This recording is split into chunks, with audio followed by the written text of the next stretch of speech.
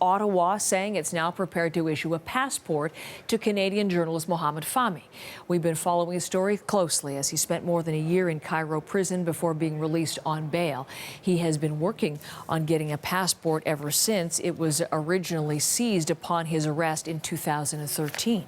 For reaction to this turn of events, Mohamed Morsi himself joining me from Cairo this morning. Mr. Fahmy, good to see you again today. Good morning.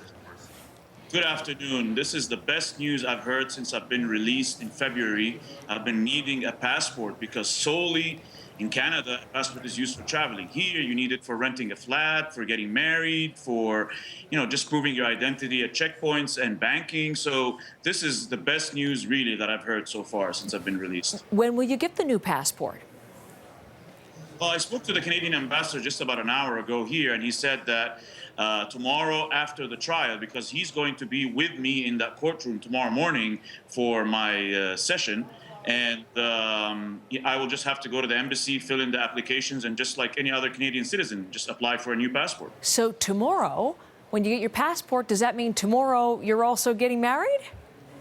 Oh, I would hope it would go that fast, but like I do, it would take just a couple of days, maybe a week to just have the passport in my hand. And then from then on, I would just go to the Justice Ministry with my family and my fiancée, get married, and then plan the party. I know that's been a day you've been waiting for a long time, so hopefully it is coming soon for you at this word. Any word at all, any reason that was given to you? The Canadian government has been adamant that it's not going to give you a new passport because of your bail conditions. Suddenly it's changed its mind. Why? Any idea? Well, I don't really have a definitive answer. However, I do feel that our government realized after, we had a lot of meetings. My lawyers had meetings with Foreign Affairs.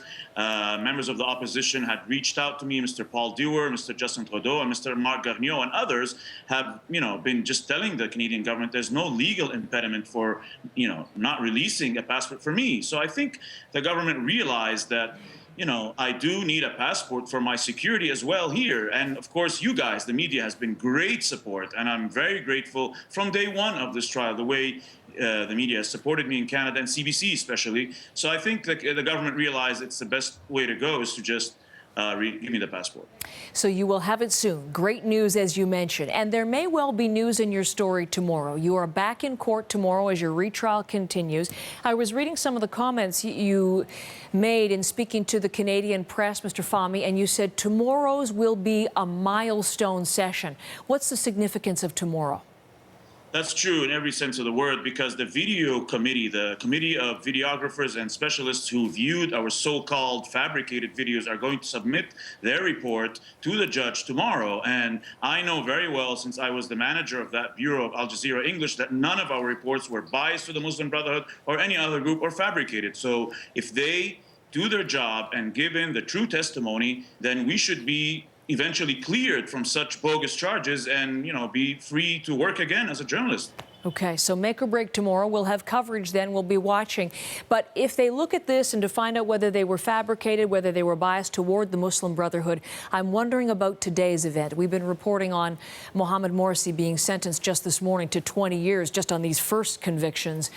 And I'm wondering if you have any concern at all about the timing. Your case back in court with at least as the charges go, a connection to the Muslim Brotherhood just after they've been in court today. Are you concerned at all?